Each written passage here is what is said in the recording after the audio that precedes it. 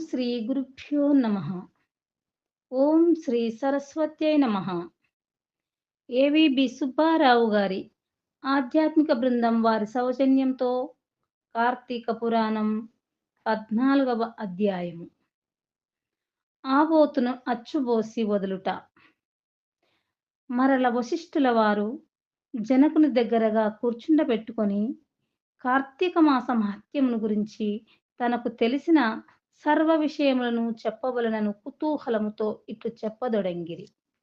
ఓ రాజా, కార్తీక పౌర్ణమి రోజున పితృప్రీతిగా వృషోత్సర్జనం చేయుట, శివలింగ సాలగ్రామములను దానము చేయుట, ఉసిరికాయలు దక్షిణతో దానము చేయుట మొదలగు పుణ్యకార్యముల వలన వెనకటి జన్మమందు చేసిన సమస్త పాపములను నశింపజేసుకుందురు.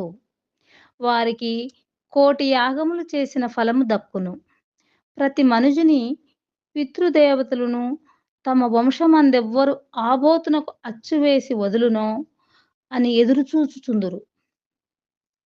ఎవరు ధనవంతుడైయుండి పుణ్యకార్యములు చేయక, దాన ధర్మములు చేయక, కడకు ఆబోతునకు అచ్చువేసి పెండ్లి అయినను చేయడో, అట్టివాడు రౌరవాది సకల నరకములను అనుభవించుటయే కాక వాని బంధువులను కూడా నరకమునకు గురిచేయును.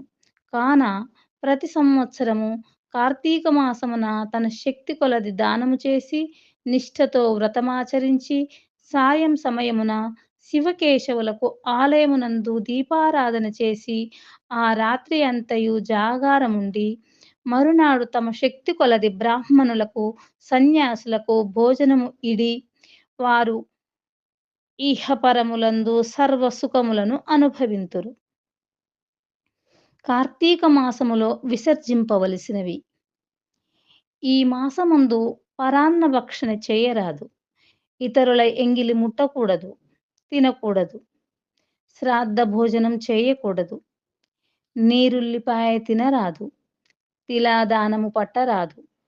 శివార్చన, సంధ్యావందనము చేయని వారు వండిన వంటలు తినరాదు. పౌర్ణమి, అమావాస్య, సోమవారముల నాడు సూర్య చంద్ర గ్రహణపు రోజుల యందు భోజనం చేయరాదు.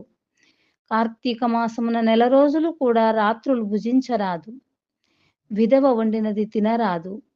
ఏకాదశి, ద్వాదశి వ్రతములు చేయువారలు ఆ 2 రాత్రులు తప్పనిసరిగా జాగారము ఉండవలెను. ఒక పూట మాత్రమే భోజనము చేయవలెను. కార్తీక మాసములో తైలము రాసుకొని స్నానము చేయకూడదు.